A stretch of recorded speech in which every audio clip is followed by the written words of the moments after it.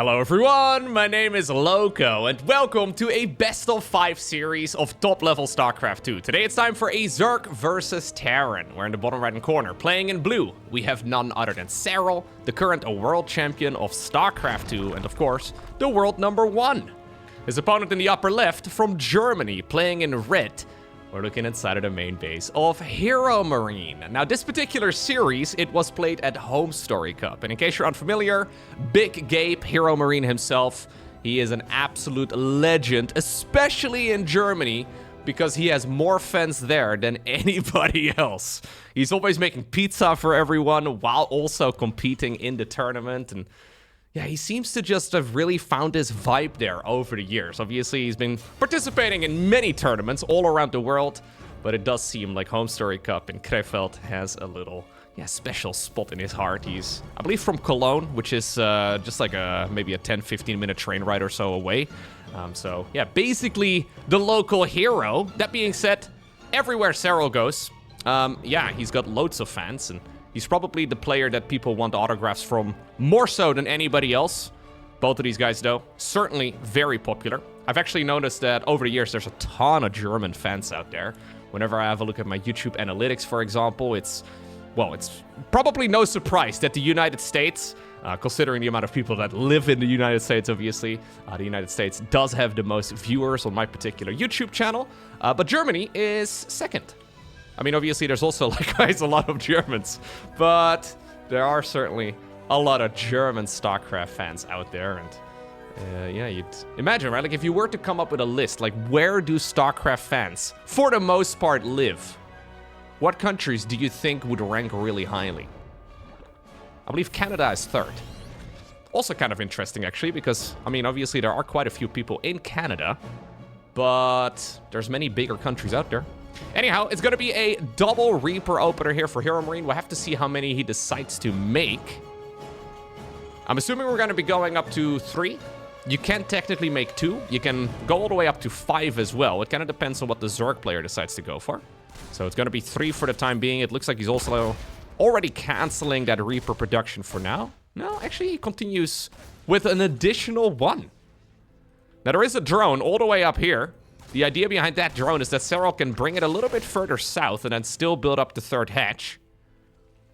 With 5 Reapers, what's kind of nice is that you can actually kill, most of the time at the very least, an early 3rd hatchery. At this point, though, there is no 3rd hatchery to kill, so I'm not entirely sure what this 4th Reaper is really supposed to achieve. I'm not even really entirely sure what the 3rd Reaper is supposed to achieve, because thus far, they haven't really been able to get too much done. 3rd hatchery starts up right here, uncontested in the end. And while link speed is not yet done, so Serral is not yet safe, I don't think that the Reapers, even if they were to jump it right now, could actually snipe the structure. So we keep on hurting the queens a little bit. They'll, regenerate just fine. And when link speed is out, these lads will have to go home ASAP. Can they actually finish the job? It's going to be kind of close. Zergling's actually going in for the counterattack, or maybe they want to get the surround. Okay. Queens. Pretty deep off creep, but all of this is okay. Triple command center follow-up. Double engineering bay as well inside of the main base. Factory right now, and I guess we're going to go for the double Hellion production, which is a little bit, I don't want to say odd, but it is not usually what we see off of the double barracks opener. Most of the time, the double rec start, it leads to triple command center just like this, but usually we go into Stimpec and a whole lot of marine production, and we leave the reactor onto the barracks. So there's a secondary reactor coming up right now. Will we make a starport over here too for medevac production? The weird thing about this is that now the 1st and the 2nd Hellion are going to be a little bit later. And obviously, you could be producing marines that usually have a lot more longevity. Serral does immediately see the very 1st Hellions, so that's at least nice for him. I wonder if he's going to be planting down a Roach Warren in response or something along those lines. There is technically a potential Hellbat Marine follow-up here that Zerg could be worried about, but Serral apparently does not care. Starts up the 1 Evolution Chamber. We'll likely see the Carapace research.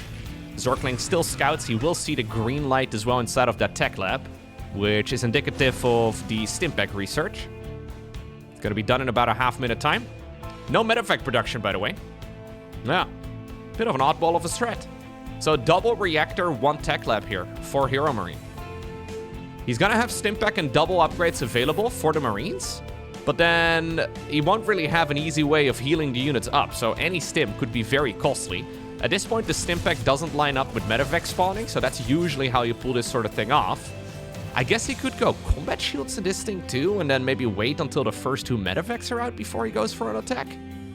But it is a little bit of a head-scratcher. Either way, for now, Serral has decided to go into the lair. +1 carapace indeed coming up inside of that evolution chamber. Baneling nest right next to the evo chamber too to go into a nice and early baneling speed. Overlord Scout is going to reveal nothing. I mean, he already saw the 3rd CC land on the low ground, and this 4th hatch, well, that's not going to live. Serral cancels, immediately rebuilds. The queens do target down one of the Reapers, and it will be indeed a-okay. Yeah, so these Marines are really just here with Stimpack and double upgrades to defend the 3rd base. I love the positioning here, though. That's a meat grinder and a half. Mineral walking the Marines and the SCVs right here through this section of the map, making it pretty much impossible for those melee units of the Zerg to actually get the job done. 2nd Evo chamber inside of the main base for Serral. Baneling speed indeed coming up. Last time we saw Serral play this matchup, he was playing some of the most complex, honestly, the most complex strategy for Zerg I've ever seen. Like, it ended up working out, but it felt so flimsy to me. There seemed to be a lot of vulnerabilities, and while Serral seemed to hit all of his marks in that particular series, we checked out those games maybe like a week or so ago, there seemed to be a ton of potential for the opponents to get damage done. And this might be one of those moments. I mean, there is a reasonable group of Banes already out. Baneling speed is not yet finished. Hellbat's in the front, though. I think this is going to be plenty of Zerg. Yep, he lifts up all of the Marines, gets on out of there. Hellbats get sacrificed. But this isn't even really an attack here from HeroMarine. Like, yeah, he marched on to creep. Just forcing out this much unit production, though, is good enough for the Terran. He's saving all the important units. Don't lose the medevac, please. Nice control. Good micro. Okay, he does end up losing him. But I don't really mind this all too much. If we look at the resources lost, you can already tell that Terran does have a reasonably good setup. The scary part, though, here for the Terran is that Zerg can very quickly grow out of control here. Without those medevacs out, without those Hellions available, it's quite difficult to keep the pressure up. Now, HeroMarine does play the game a little bit differently compared to a Clem, for example, in Terran versus Zerg. HeroMarine is a lot more fond of like 8 Rex all-ins and parade pushing straight through the middle of the map, whereas Clem usually is a lot more reliant on that multitasking and non-stop aggression. I thought for a second this was an infester. Wait, what? Sorry, keyboard language. I'm assuming the Q and the A were reversed somehow? Changed. Go. Excellent. I know in Germany they use quirts, right? So rather than like a Y, you get like a Z in that same spot. Absolutely confuses the hell out of me every time. Each time I'm in Germany and I try to log into my StarCraft 2 account, I have to Google how to make the @ symbol because I can never figure it out. I want to type in my email address. I can't do it, man. For some reason, the @ symbol is not where I expect it to be. I've been copy-pasting @ symbols in Germany for many, many years. Anyhow, big attack right now coming in for HeroMarine. This is 2-2. Serral is at a decent, army count at this point in time, but needs to be careful with good micro. Nice splits. This is the type of Terran army that can catch you off guard. Now, in the meantime, there is a gigantic amount of Zerglings moving in on the other side of the map. Banelings trying to see if they can hit the juicy Marines. Marauders, though, tank a lot of the damage, and some of them are still alive. Quite a bit of damage taken on both sides of the map. It is critical to keep that command center up. You do want to start repairing that HeroMarine. You don't really have that much time. Okay, he does indeed bring a few of the units in. Pick up right here on the leftover Marines and Marauders. Nice Widowmine hit as well on his way out. And HeroMarine is playing some really solid StarCraft 2. And this is kind of what I was trying to highlight. Yeah, Serral is doing a much more complex build. But if you look right now at the big picture of this game, he's 20 supply behind. Now, he does have a 20 worker advantage, but if he can't hold the sheer amount of units that HeroMarine has here, he's gonna be in a world of trouble. We have, of course, seen a lot of Zerg players recently swap out the Banelings in favor of the Infestor at this stage in the game instead. I wonder if that's something that Serral is going to be mixing in as well in the next games, because so far, HeroMarine seems to have his number. Now, the creep spread is still very good. It's going to slow down any advancements here from the Terran quite a bit. Medivacs are also pretty much out of energy. I think we may have to pick up and get on out of there. This is all a little bit messy. He's trying to regroup here a little bit further down south. Okay. HeroMarine, though, really wants to keep the pressure up. He knows that if he lets this Zerg player macro, big drop in the main base, there might be Ultras out. We might see Adrenal Glands. There's a lot of things that are really problematic for Terran later on into the game. So he wants to keep pushing. Now he's fighting on creep, though, against the Zerg with Speed Banes, and then also a bunch of Vipers. He's trying to pre-split the units, brings the troops as well from the main base down to the low ground here yet again. The Banelings, they tried to hit some of the soft underbelly of the Terran, and I think eventually Serral's gonna clean this up.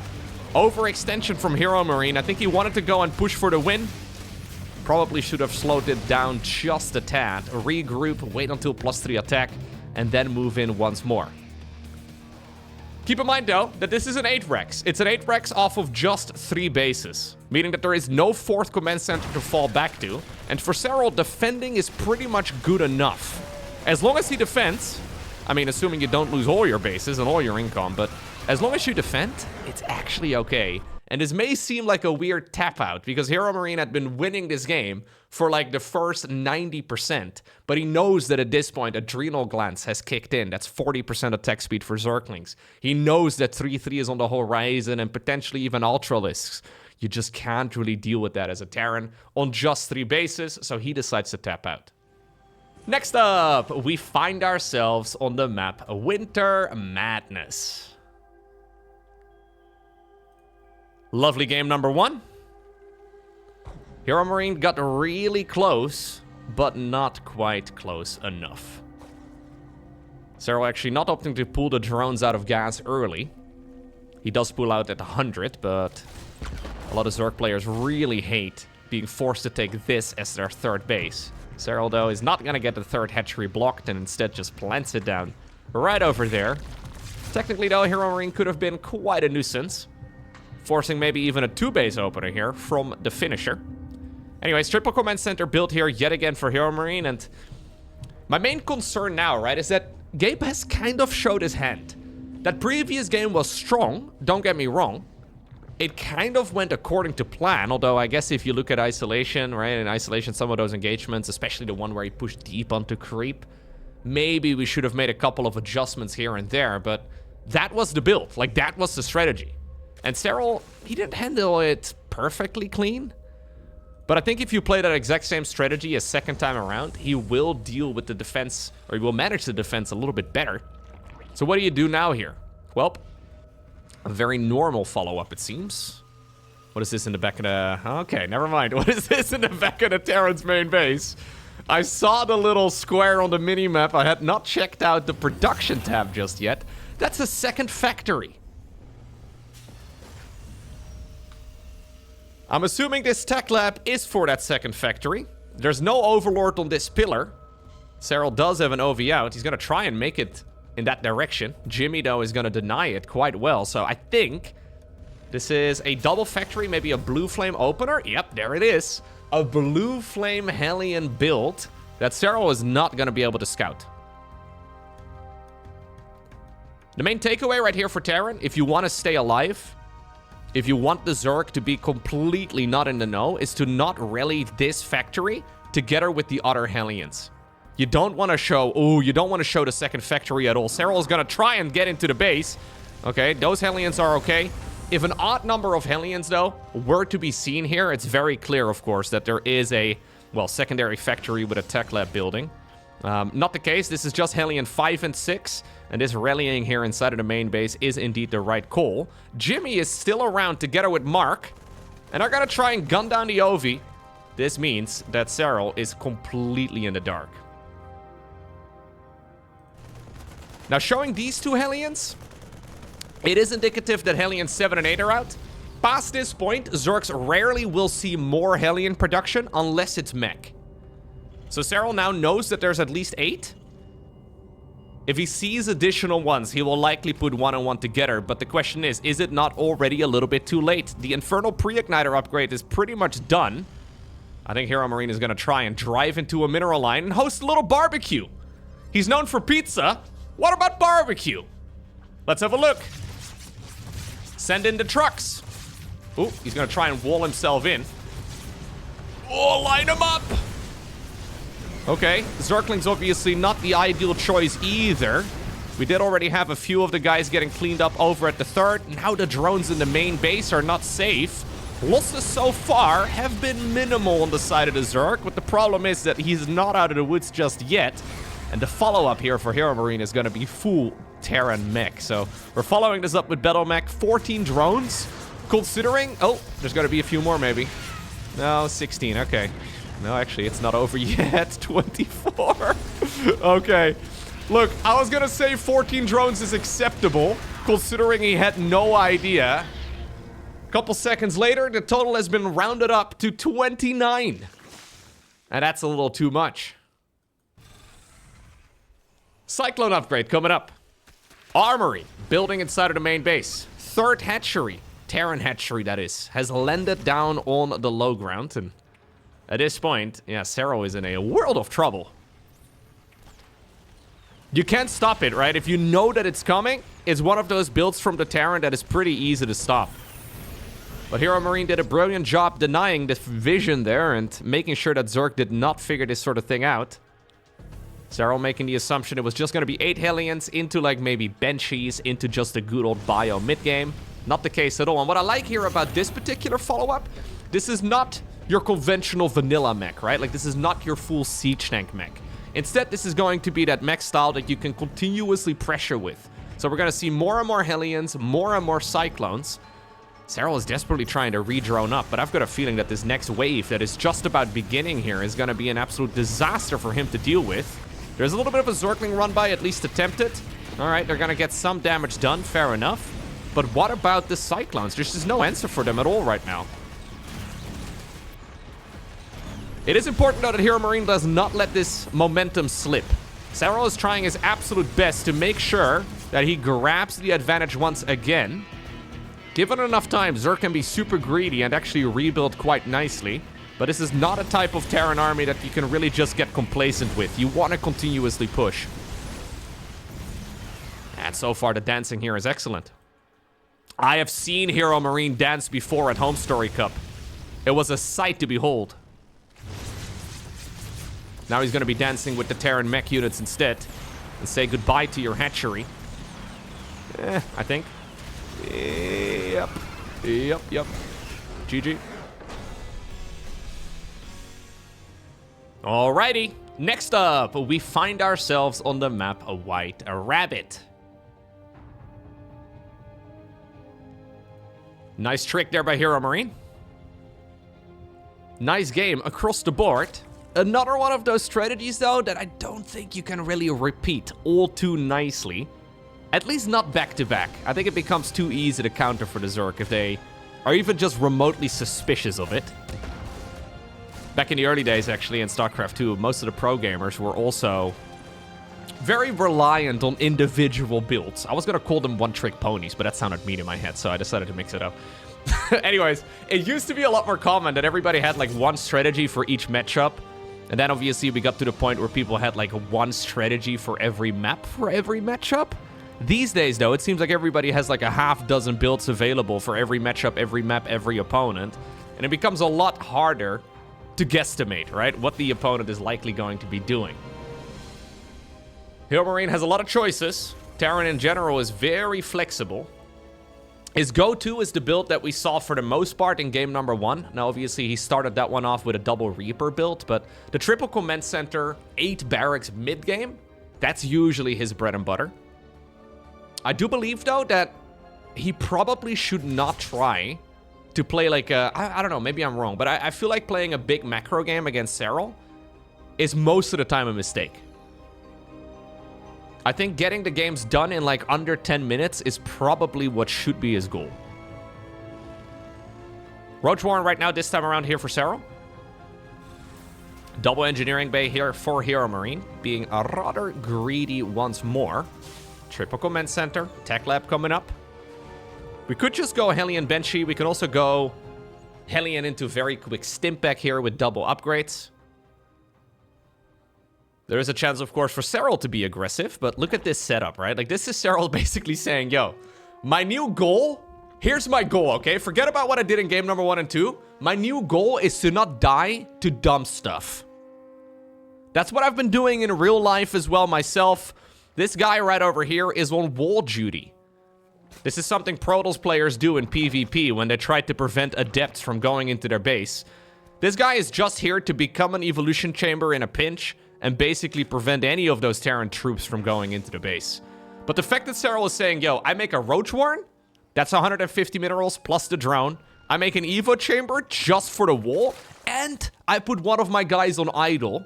He's basically saying, yo, I don't need these like 300 or so minerals. I'm gonna be okay. Like, I will win this game if it goes on for long enough, so I'm okay just not dying to dumb stuff. I mean, it's a good plan if you don't want to die to anything silly. But this is a very greedy Terran build. We have double upgrades here, triple command center, Stimpack. There's basically no army out for HeroMarine right now. He's already gotten away with the greed. And I think this is one of those setups where this is actually unnecessary. Third base is immediately going to fly on over towards the third base location. It's a Roach opener, though, this time around here for the Zerg. So Roach speed together with the +1 armor is nice. We've got ourselves blind spore crawlers coming up as well. There's no need for blind spore crawlers because we don't actually go for any of those troops. This is straight medevac production. This is effectively Serral just being safe against all things. And usually, I mean, not always, right? But usually if you try to be safe against everything, you fall behind against greedy eco builds. And that's exactly what HeroMarine is doing. So I kind of love this right here for the German. Doing a ganz geiles job. Hammergeil. Affengeil. That's how good his job is right now. That's one of my favorite words. Using geil for literally anything in German, I love it. You know my second favorite German word? Schmetterling. Schmetterling is the German word for butterfly, and it sounds like a Zerg unit. And when you think about it, butterflies basically are Zerg units. It's a beautiful thing. Hellion's trying to see if they can maybe get some of that magic from the previous game. All right, they tried their best. Kind of freaked out at the end. 5 drones is okay. Double upgrades right here for HeroMarine. We've got ourselves the combat shields on the back of this as well. Baneling speed coming up for Serral. But this will be the first time that he really gets tested. Now, Roaches are strong, though. They're so nice for that base defense. Cheeky little Reaper from the early game. Making the Roaches jump for joy. See you good. I did have German in school for many years. German was actually the only subject in school that I failed. Which is funny, because in high school, I was bad at languages. For some reason, all my teachers had decided that I was bad at languages. Which, you know, I just kind of accepted. I was like, okay, well, if that's the case, whatever, I guess I am. Which is ironic, because of what I do for a living these days. I guess I should have studied harder. That's what it comes down to. I think I could have figured it out. German's insane, though, man. They have, like, you know the English word the, right? In German, they have, like, der, die, das. And then in certain situations, you also use dem and den. This is where they lost me. Like, this grammar over here, I didn't even want to try to figure it out. What I did on any German test was just YOLO it. Der, die, das. I don't know, dude. I don't know which one is appropriate, but I've got a 1 in 3 chance of being right. Yeah, English makes that a little bit easier. The. Just use the word the. We actually do the same thing as well in the Netherlands. In Dutch, we also have multiple words for the word the. Alright, yeah. It's suboptimal. Very quick hive right here, by the way, for Serral, together with a Nice and early Ultralisk Cavern. He's all the way maxed out already. We've got ourselves the 2-2 research coming in as well.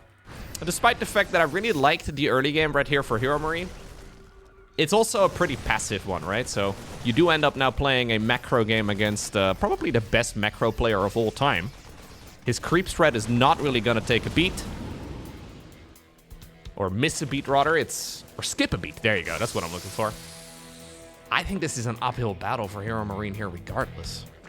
Like, yeah, Serral's build is complex. But all the roads do lead right now towards Rome, right? He's getting all the hive-tech upgrades. And even though I feel like the ways in which he's been getting there lately have been a little bit complex, maybe a little bit unnecessary, he's gotten there in the end. His eco is excellent. The creep spread is looking good. It all comes down to this push right here for HeroMarine. This needs to do something. If this deals no damage, he's in a world of trouble. Oy, oy, oy. Okay. He's in a world of trouble. This army over here also gets pushed away with those Vipers out right now and some parasitic bombs. This Terran army is just gonna get wiped off the map. And now the Zerg can go in for the counterattack. Lost supply, by the way, can soon be replaced with Ultralisks. So once the Roaches are gone, I think they'll be swapped out for Ultras instead. They're basically like the upgraded version. Now we do have these lands. Serral did once more make 6 Dropper Lords. He's been very fond of exactly 6 Dropper Lords lately. Overlord speed done. Looks like we're gonna send the Roaches on a little field trip. Okay, you guys get some Zergling allies as well, but... rather than a Nidus Worm, we go for the Dropper Lords. HeroMarine is gonna see it, I think, which is nice. Getting just even a little bit of time to prepare is big. Oh, Serral actually decided to take a turn there, so never mind, he's not gonna see.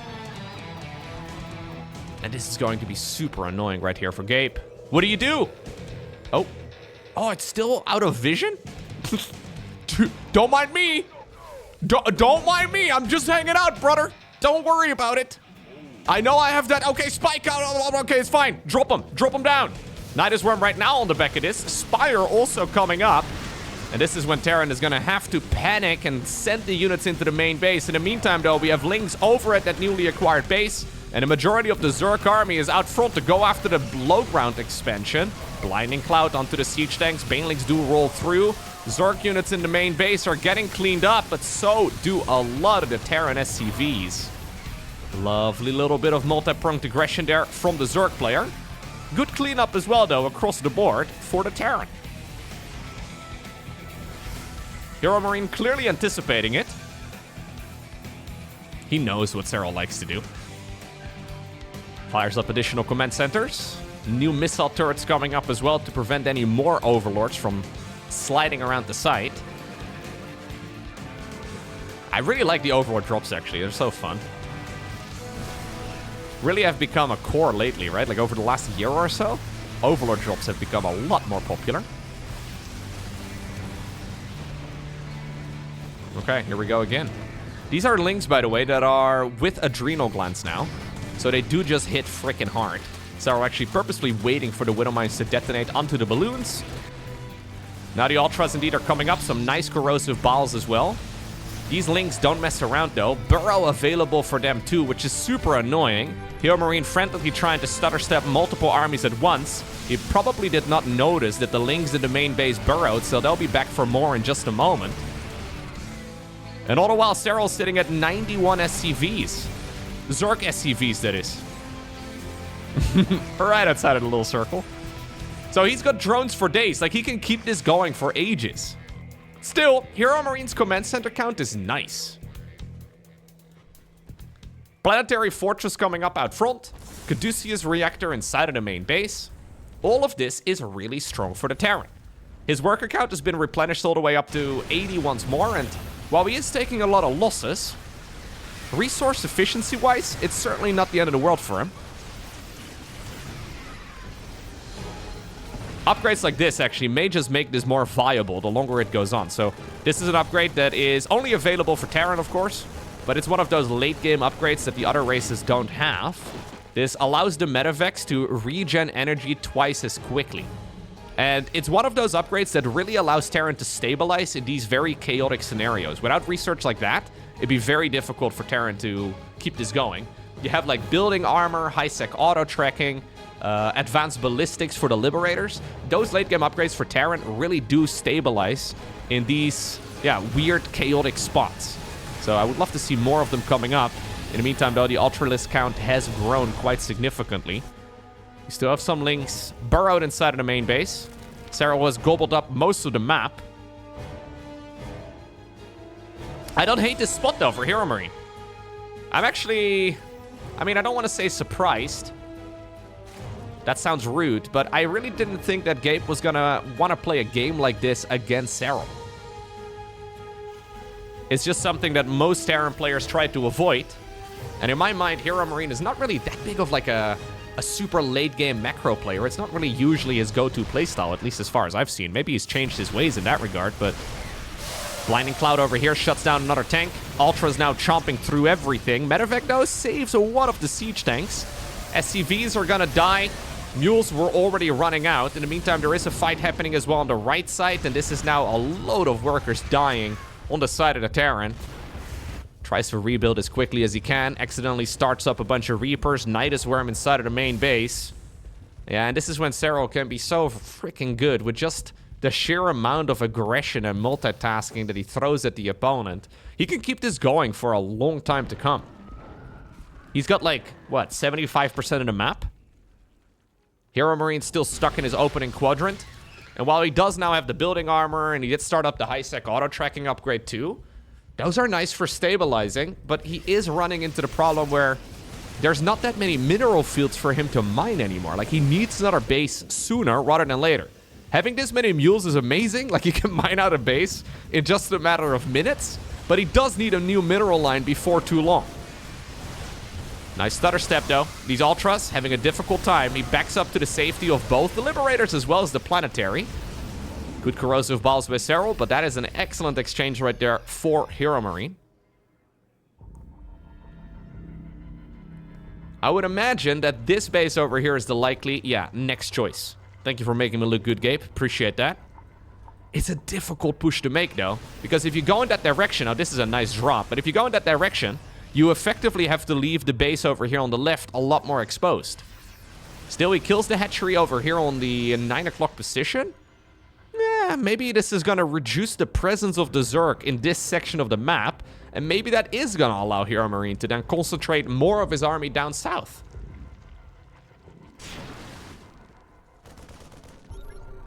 The big split here, though, for Terran is tough. Zerg is so quick to reposition. As a Zerg, it kind of feels like their army can be everywhere, right? Like your Zerg army can just maneuver on creep left, right, and center. Fight in the top left, and then seconds later, you can be in the far bottom right. For Terran, you cannot reposition nearly as quickly. Especially with Liberators, Widowmines, Siege Tanks, and all the rest of it. You gotta set them up and kind of forget about them for a bit. Seti and forgetty.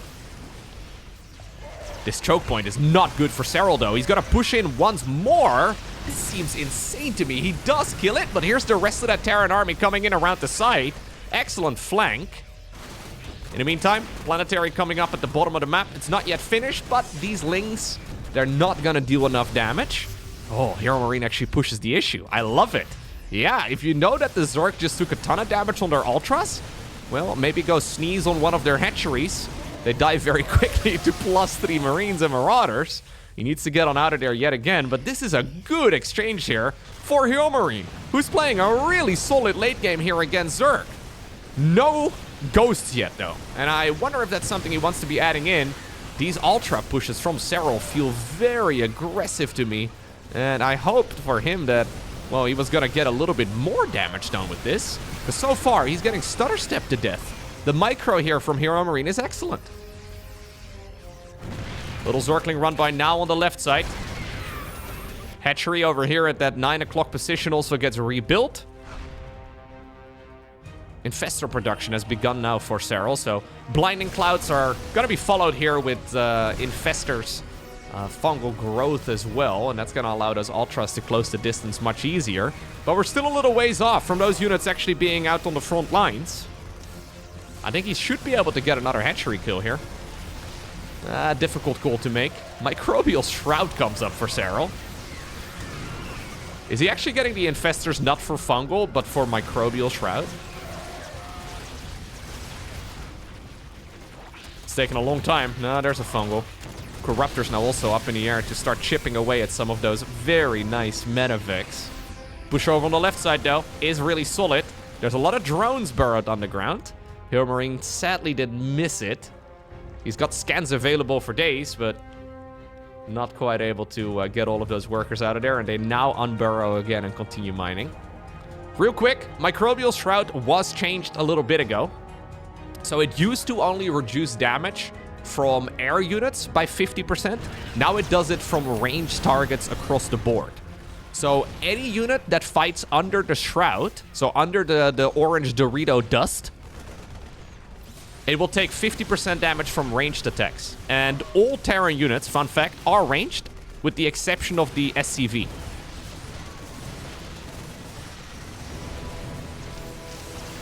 But I don't think we're going to be seeing SCVs fighting. Yeah, it'd be kind of crazy.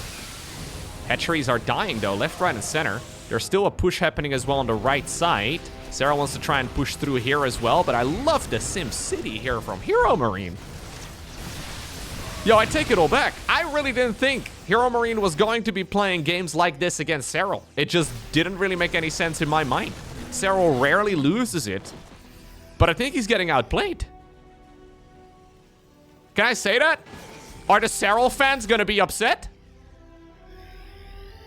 I think HeroMarine is outplaying Serral in the late game. Loads of mules now landed down south. He's got that mineral line up that I was a little bit concerned for. Obviously, this is still like one fungal growth away, though, from being a disaster. And that may just be exactly what you're looking for here as the Zerg.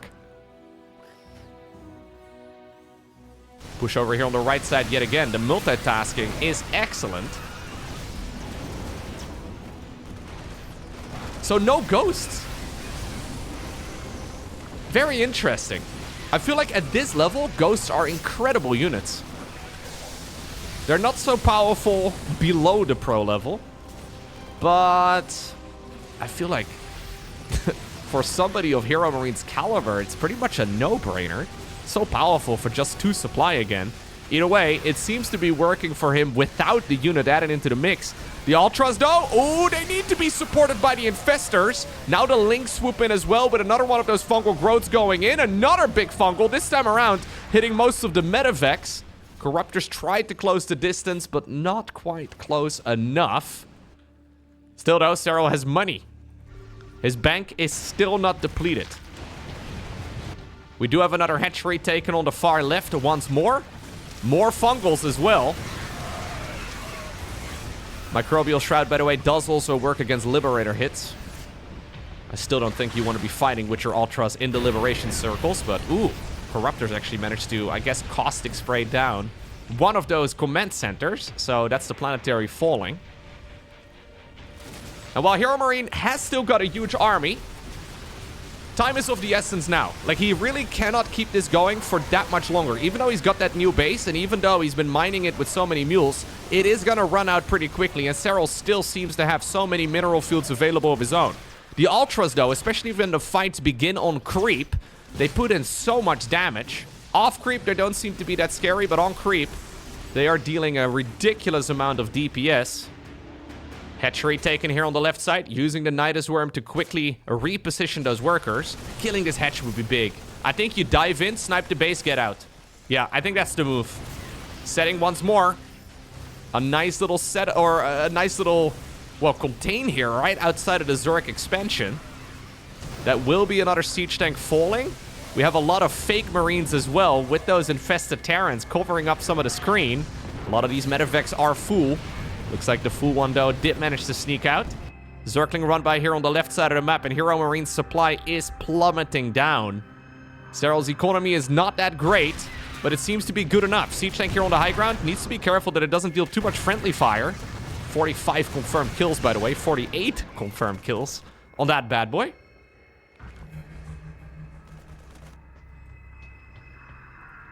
And while Serral is struggling, I think he's keeping his head above water. It's really close, though, because those outer bases are so exposed. These trades are not cost-effective at all. But HeroMarine cannot keep this going. There go the Banelings trying to roll through. Serral actually decides to go after the units in the end. Man, HeroMarine got so close to destroying Serral in the late game, but Serral managed to clutch it just barely. Okay, next up, we find ourselves on the map 10,000 feet. Match point right here for Serral. This particular series is an elimination match. It's the lower bracket. I think it's the lower bracket quarterfinals, if I'm not mistaken. Meaning that the loser of the series is out of the tournament. $10,000 on the line for this one, so obviously the both of them want to perform to the absolute best of their abilities. Yeah, and that previous game, it was really good for HeroMarine. Honestly, that may be some of the very best TVZ I've ever seen him play. But it may just still not be quite good enough. And that's gotta be frustrating as hell when you go up against somebody like Serral. Like, you feel like you play your A game. Where did it even go wrong for HeroMarine? What do you even change? I mean, yeah, you could think about your unit compositions, right? So, like I said, ghosts may be lacking. It could also have to do with the map design. So, even though 10,000 feet, it's relatively similar, I guess, to the previous map, but the outer bases may just be ever so slightly too easy for Serral to defend in that spot. Like, if they were more exposed, maybe he wouldn't be able to mine them out for as long, and then the late game would have looked ever so slightly different. I mean, we're dealing with very small changes that could have ultimately, yeah, changed the outcome of the entire match. But the truth of the matter is that Serral did win, and while he struggled, he got the job done. Not sure if any Zerg player, honestly, other than Serral, would have been able to pull off that victory.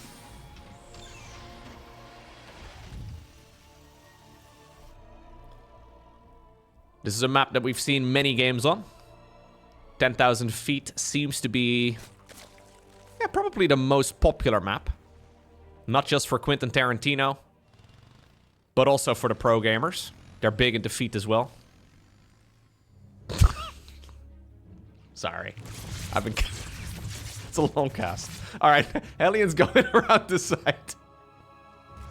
Sometimes I hear myself saying words, dude. Sometimes I'm just yapping. Little Zorkling on the other side of the map trying to be a nuisance. It's gonna be Hellion Banshee. What? Hellion Banshee, though? With very quick concussive shells. Never mind. He cancelled it. I guess he wanted to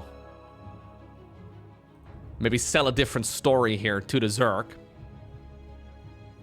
Hellion Banshee has been the go-to build for Terran players for many years now. Now, funnily enough, it's actually not been that popular lately. Even though I still think it's the bread and butter of all the Terrans out there. Because they've played it so much, the Zerg players have gotten too good at defending against it. So you end up with that weird position where maybe you have directly been responsible for training your opponents. Now, these Hellion snipes are massive, man. Getting a queen killed, sure, that's problematic. But if you can get all of the Hellions and then the Reaper in return as well, that's phenomenal here for Serral. It's gotta be Terran Mech. So maybe HeroMarine is indeed planning on no longer making those HeroMarines. In this case, I guess we're gonna make the Hero Cyclones. Doesn't roll off the tongue very well. Hero Cyclone. Hero Hellion. Ooh, Hero Hellion kinda sounds cool. Hyperflight Rotors, by the way, is the Banshee speed upgrade. We already have the cloaking upgrade for the Banshee. They are spotted now. Serral knows that they're out. He's probably wondering why they aren't on the other side of the map. Using Banshees for base defense. I guess maybe after losing the Hellions, that may be enough of an explanation for Serral, but it's gonna be continued production. Important denial here. Serral still does not know that this is Terran Mech. Although, maybe he's starting to get the general vibe of it right here. He does fire up the Baneling Nest. Or, sorry, the Roach Warren. He's got the Baneling Speed coming up in the Baneling Nest. Infestation Pit 2. Is this going to be for a Hive? Has to be for a Hive. Some Terran players really hate playing against Swarm Hosts when they play Mech, but not with this style of Mech.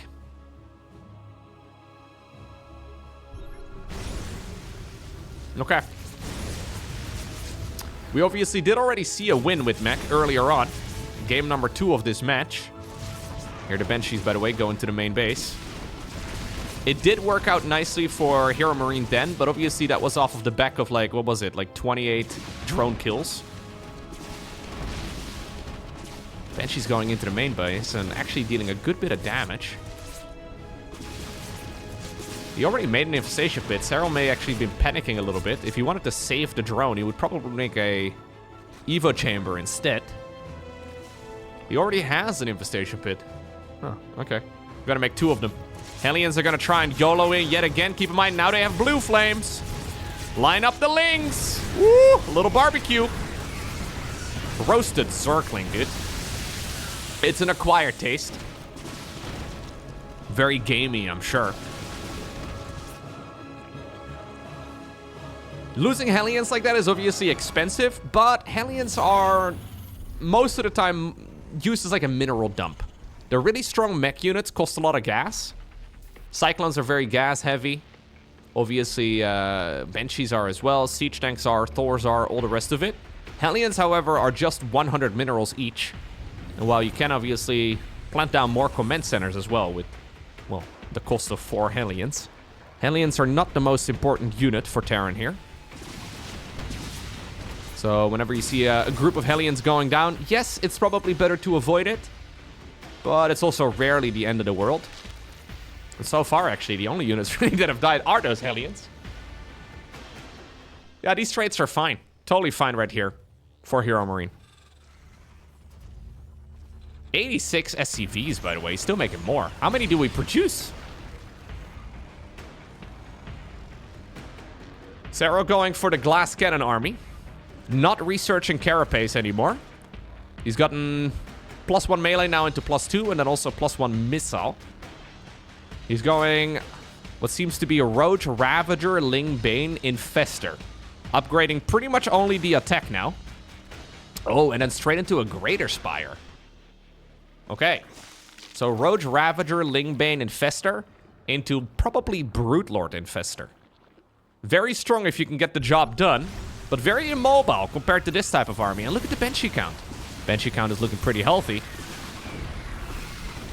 I really love speed Banshees, man. They're some of my favorite units. Okay, never mind.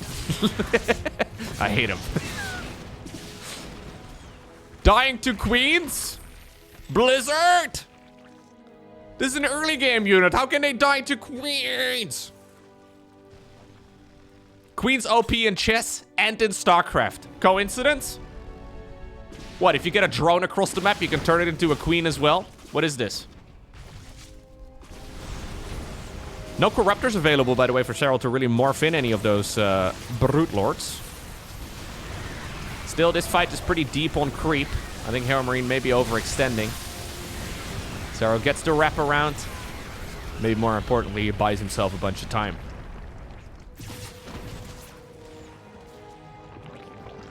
Still, we have more and more command centers added into the mix. More and more factories also are being produced. Banelings are trying to close the distance to those units that are fungal growthed. Fungal growthed. Fungal. Not nice to have a fungal growth as a Terran unit. I've never had a fungal growth myself, I don't think, but can't think it's particularly pleasant. Serral, though, has very large units that are trying their absolute best to spread the love. Fungal. Oh, if you could get one here on the Cyclones that are trying to retreat, that could be big. Cyclones are expensive, by the way. So you can sort of throw away Hellions. Throwing away Cyclones, not good. They're not quite the cost of a siege tank, but it's not far off. Like, imagine siege tanks dying at the same rate right there as Cyclones were. It's not a situation that you really want to be in as a Terran. Zergling's obviously very much so the mineral dump for Zerg. So we're actually opting to not really... Yeah, he got the Brute Lord tech going, but then he didn't actually make any of the Brute Lords, which is curious.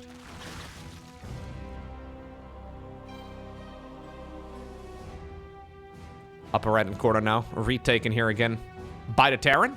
95 SCVs, by the way. He's got more SCVs than the Zerg player has drones. Serral, for some reason, makes 2 more drones to get the exact same number. That's kind of nuts. Why is he making exactly 2 more? All right. Somehow, some way, we got identical worker counts. That's a siege tank falling. We do have some neural parasites as well. Looks like a few queens have died out front. Little Zergling Roach run by over here, trying their absolute best to just deal whatever damage they can.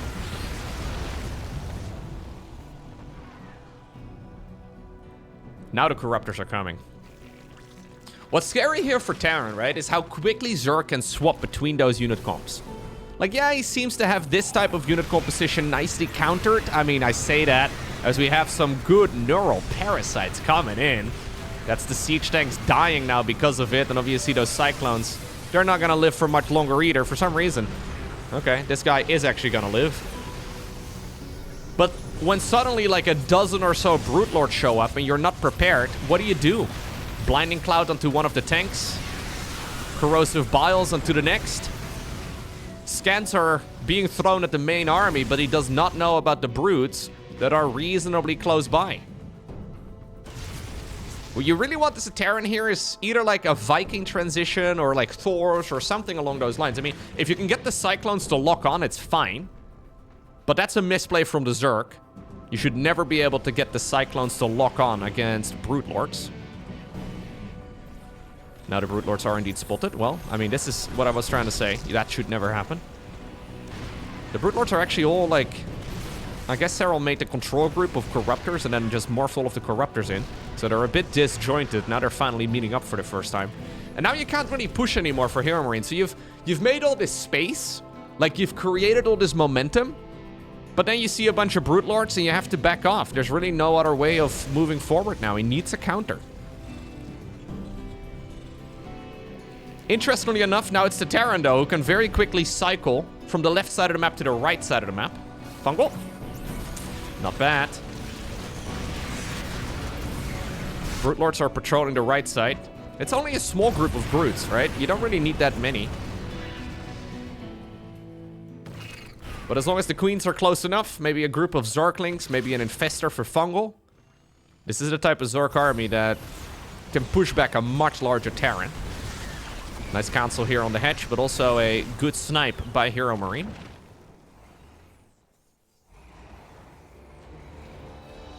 Slowly but surely, the map is being gobbled up yet again. And we saw the outcome in the previous game, right? Like, all of this is going well for HeroMarine, but we said the same in the previous match. And then ultimately, it resulted in a Serral victory. This map is very similar in its layout. It'll be difficult, I think, for HeroMarine to push forward from here. He's not going Thors, by the way. He's decided to go pure Viking. So kind of like skipping out on those ghosts in the previous match. Opting instead for like a lot of Liberators. Now we're not going for any Thors. Instead we go Massive Viking. Viking's very sketchy though, because if you get Fungal Growth, Parasitic Bomb, that wombo combo is phenomenal. Serral has all of the tools. Vikings obviously tend to clump up. He's now kind of using the Neural Parasite here as a form of abduction. Vikings, though, move through the front, and I love the Spore Crawlers and the Queens, actually, now also hitting the front lines. Vikings, though, do outrange this pretty heavily. Serral overextends. He's going to lose 2 Brutes because of it. Nope, just 1. Quick transfusions here to keep it alive. Hydra Den right now, okay. Maybe he wants to go Lurkers in the end? Every time, though, I switch to this side of the map, I see Neural Parasites going down, and more of those Cyclones are dying. It's too expensive, man. You can't keep losing those units. 35 of them have died. It's 2 wildly different unit compositions, right? Which is kind of sick. Serral has Brute Lord, Spore Crawler, Spine Crawler, Queen on the left, and then Roach Ravager, Lingbane, Infestor, Viper on the right. In an entirely, it's cool. It's a very fun approach to seeing how you gotta micro it really well, I guess. But if it's managed well, it does seem like Zerg is difficult to break. What's scary here for HeroMarine is that these units are gonna join up at some point. Soon we're gonna go into the microbial shroud again, too. And how in the world do you deal with all of it?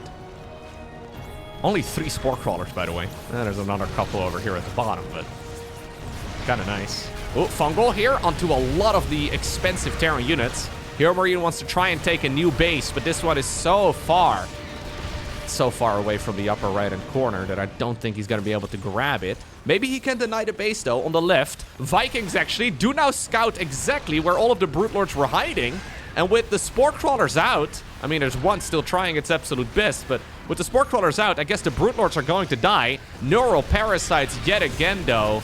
And that will be the end of all of those tanks. Corrosive Bowels as well. Cool guys don't look at explosions. I mean, we already know that the map is directed by Quentin Tarantino, but those explosions have been directed by Michael Bay, a.k.a. Serral. More and more Neurals are going down, and he is just turning this Terran army against itself. Vikings land, though, and the scan does reveal the burrowed units. You cannot actually snipe those any other way here as the Terran, but the landed Vikings get the job done. In the meantime, 17 SCVs die. Base on the right side, also gets denied. That's kind of rude. Serral decides to plant down a hatchery right underneath the CC. But HeroMarine still has the larger army here. There are Zerg reinforcements on the horizon, but they haven't yet hatched. So in the meantime, he can snipe a base and then potentially back off once more. And if we take the 9 o'clock base and the 3 o'clock base out of the equation, we have a 50-50 map split right now. In a 50-50 split, the player that trades more cost efficiently usually wins. Thus far, that's been the Terran.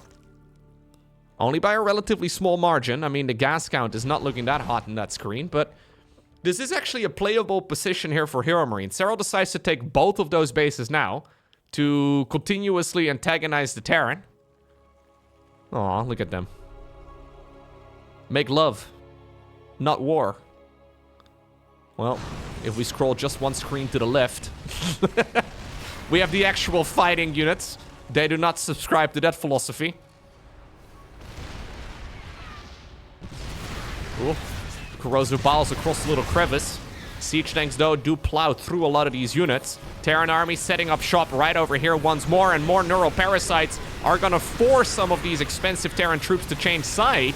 Do we have enough, though, here for Serral to break through? Siege tanks coming in clutch. We have a Firebat or a Hellbat here trying its absolute best. More and more lock-ons. Liberators up in the air right now, too. There's not enough Corruptors here for Serral to really contest this sort of army.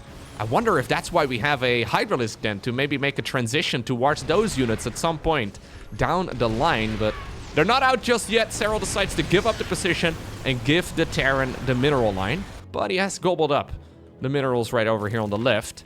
In the meantime, though, we have one siege tank trying its best to deny the mineral line. That means that the drones can continue mining yet again. Big Zergling run by, at least attempted. Blue Flame Hellions have been produced yet again. HeroMarine has actually got the bigger bank now. These trades have been extremely good for the German player. Serral no longer able to max out. He's got a ton of gas in the bank, but not enough minerals to really sustain all of this. He has 75 drones still. That's nice. There's the Wombo combo that I was worried about. Fungal growth, though. Good splits here by HeroMarine. Wombo combo in the sense of fungal growth, parasitic bomb against those clumped up units. The creep is slowly disappearing. Now it's time for the command center to land. Planetary fortress in that location would be awesome. We also have a fusion core on the back of this right now for HeroMarine, so he can make the switch into maybe more Liberators. Advanced ballistics, for example, would be sick. Yeah, Serral is in a weird spot. Normally, gas is the bottleneck at this stage in the game. Somehow, some way, he's got all the gas in the world, but none of the minerals.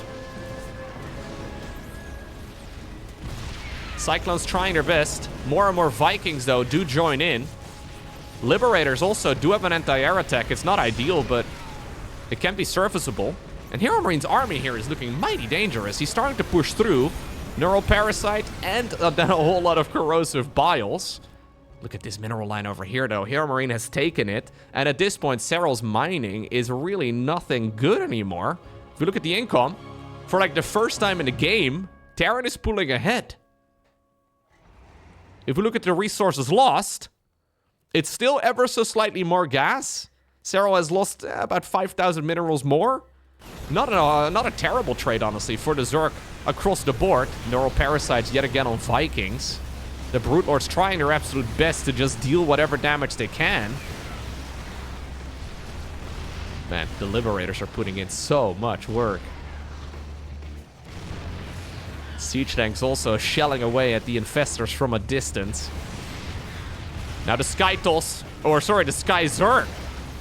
Man, when you say the word Sky as a StarCraft commentator, you immediately follow it up with the word Toss. This is not Sky Toss, this is Sky Zerg. Corruptor, Viper, Brute Lord. It's not as good as Sky Toss, though, I will say. No Mama ship available. If there was like a Leviathan or something, maybe. Vikings now get fungled yet again. And the Corruptors decide to go in. It is becoming very important, though, here for the Zerg to deny this base. Now the Thors are coming. Okay. First time we're gonna see Thors in this particular game. 23 minutes into it. SCVs sent to the front lines as well. Are they for mining, or are we gonna make missile turrets? Oh, we're gonna donate them. Ah. Well. That weird moment when Terrans give away their units just so they can replace it with more army supply. At this stage in the game, by the way, Blue Flame Hellbats are absolutely critical. Previously, I called them a little bit of a mineral dump, and they still sort of are. But if you have a bunch of Blue Flame Hellbats in front of your Thors, they can roast all of the Brutelings that the Brute Lords throw very easily.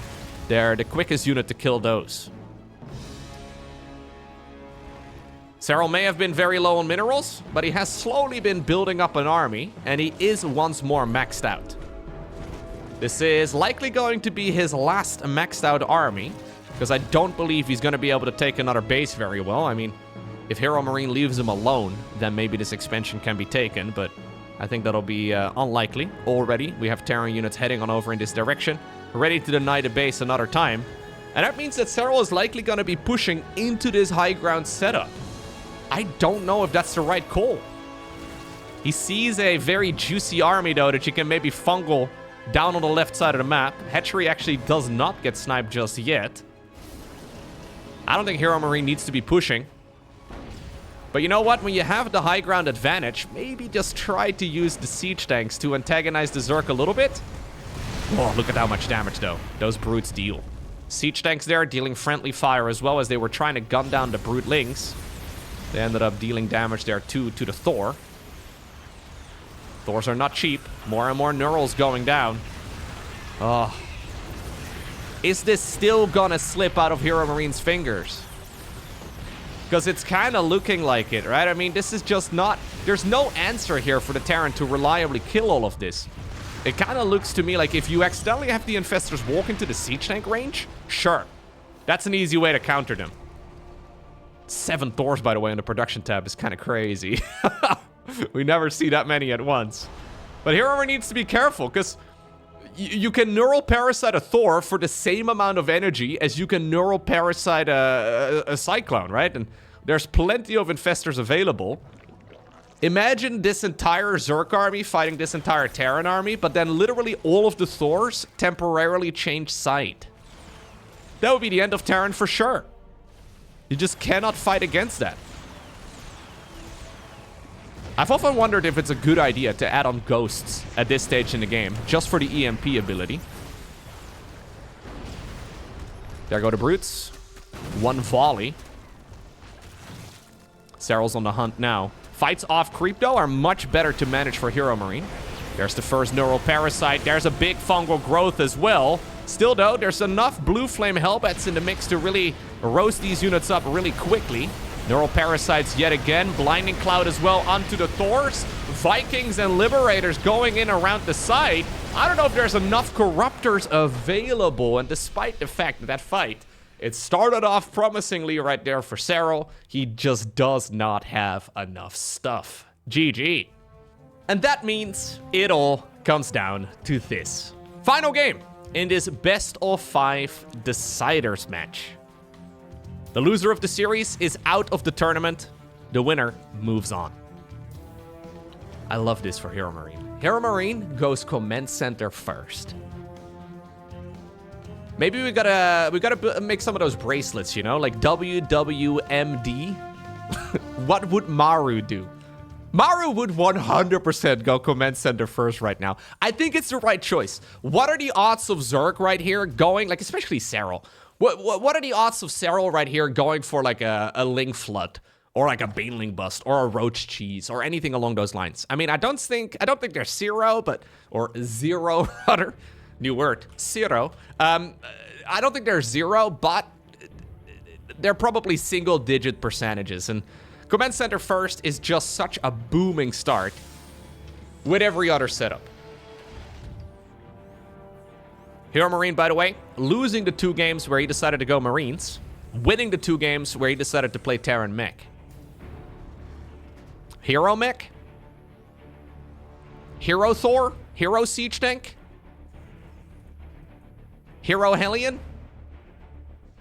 Hero Cyclone? I don't know. We need to change up our username. None of those really make a lot of sense. Maybe we should just stick to Big Gape instead. Oh, we play more Mech. We play more Mech. He's gonna try and mech it happen. Macro Jackson. Oh, Zerglings try to get up into the main base.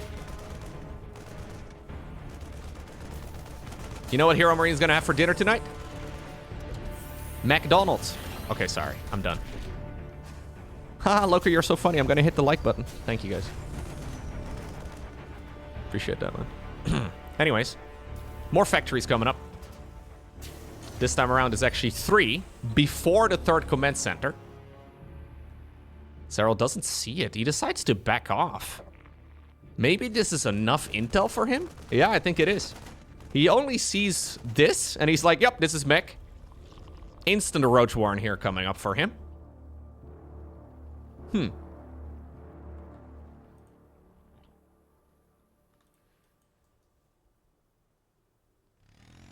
Beautiful gaming here by HeroMarine. I mean, going into a series like this, right? If there were predictions for the match, what do you think the odds would have been? How many people would have voted for HeroMarine winning a best of 5 against Serral? I mean, I know there's some diehard Big Gape fans out there, but I don't think the odds would have been great. He's doing fantastically well, though, in the macro games, which is... I mean, again, I don't mean this with any disrespect, but most people just get destroyed by Serral's late game.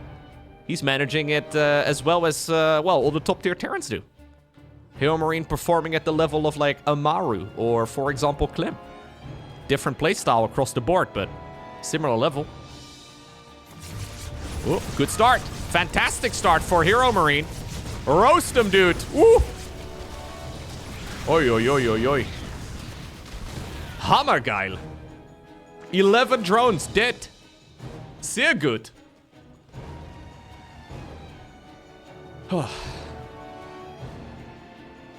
This is the moment, by the way, where if I had player cameras, Serral starts swearing at himself in Finnish.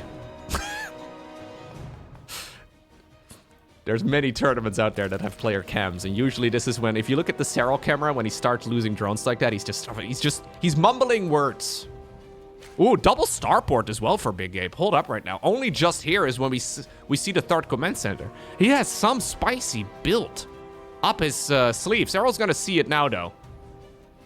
Seeing the timing there of the 3rd command center is massive. That means that losing those drones is not that big of a deal.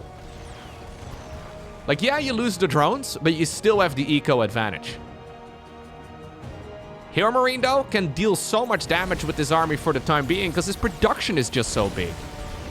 Cyclones are so powerful as soon as they pop out. They don't even have the lock-on improvement yet, but they don't need it. Likewise, there's no blue flame research or anything like that, but without roach speed, without fungal growth, without literally a lot of just numbers here for Serral, he's gonna have a difficult time dancing. Hyperflight Rotors is gonna be like the first upgrade here for HeroMarine. He wants to be playing Mass Banshee. More and more drones get roasted. No way, dude. Cyclones lock on. Double upgrades here for Serral. He wants to play Glass Cannon. Now, Gliotic Constitution is the Roach speed upgrade. That's going to make the defense way better.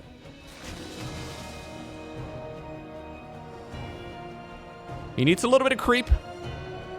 He needs a little bit of economy. HeroMarine, though, now leads the worker count. 61 SCVs versus 53 drones. Cyclone Hellion moves around the site yet again.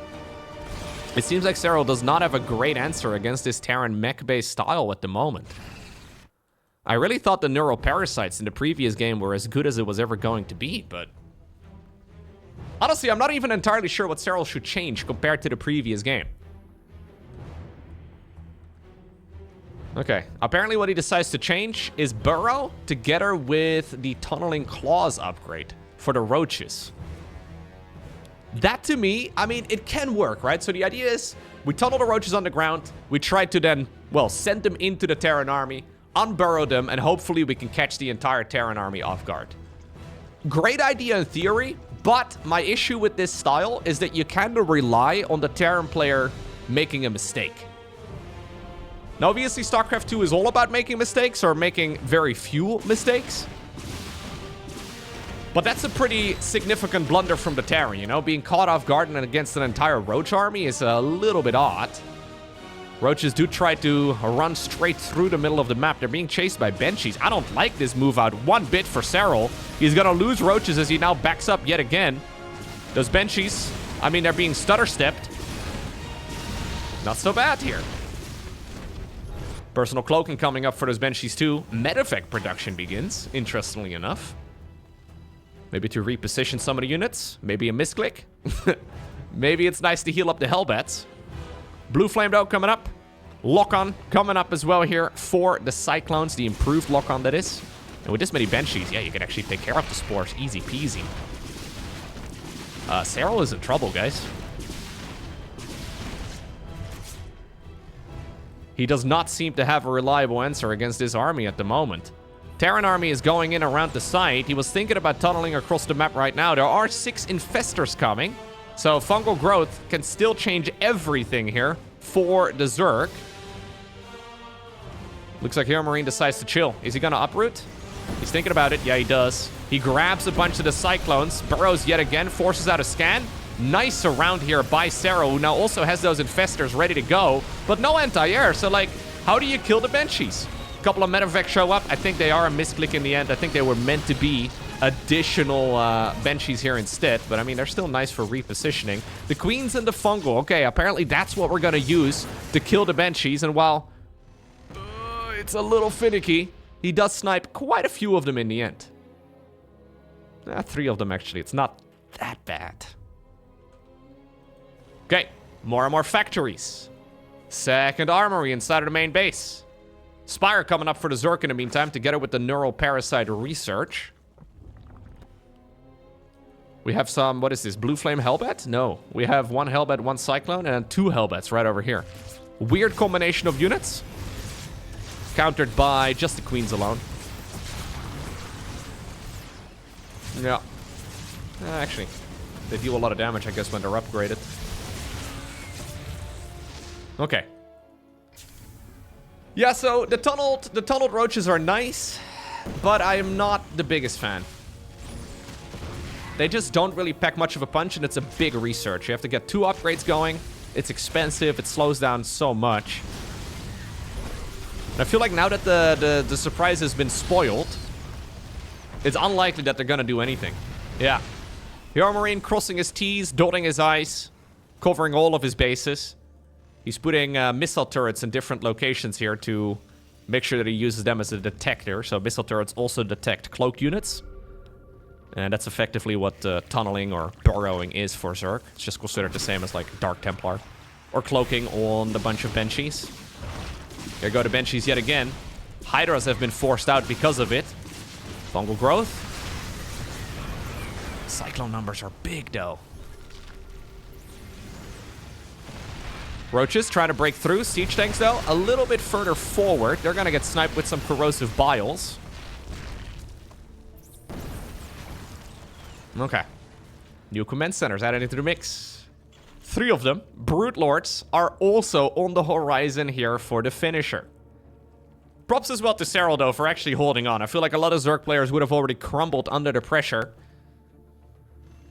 This game, though, is looking remarkably better for HeroMarine than the previous one. Look at the creep spread right now for Serral. Look at the amount of map that Serral occupies. It's not much. And the previous game obviously ended up with a victory for the German Terran. He's trying to break through this position right now. Neural Parasites yet again, making it difficult for the Terran to really proceed. This choke point actually on Old Republic is also tough. Queen's trying to see if they can go around the site. They decide to back up. They don't want to be caught off creep for that long. One of the Banshees overextends. Advanced Ballistics, though, coming up here for HeroMarine. That's one way to actually break through this position a little bit better. If you get a few of those Liberators up in the air, difficult for Zerg to really hold on. Another Neural Parasite. That's another Dead Cyclone. So many command centers available now, though, and HeroMarine is making the big switch to mass siege tank production. It seems to me that the era of the Cyclone is at the very least for right now over, as we are making the switch to more vanilla mech. Now that it's a Roach Hydra based unit composition, Serral decides to push into the choke. Neural Parasite onto his siege tanks as well. Corrosive Biles are landing wherever they can hit, but the numbers are still good enough for the Terran. He's just layering it up. Serral can't really see the sheer number of tanks that there are. Liberators also, of course, can siege up. They're basically the siege tank of the skies, and HeroMarine is going to try and see if he can choke out this army. Serral decides to shove forward. He does get some nice corrosive biles down, and he will be able to clean up a lot of the tanks, maybe all of the tanks. But this is so expensive here for the Finnish Zerg. HeroMarine's economy is good. Maybe it's better than good. We have 4 command centers that can still be morphed into orbitals or planetaries or all the rest of it. He's got 93 SCVs. He's outmining the Zerg.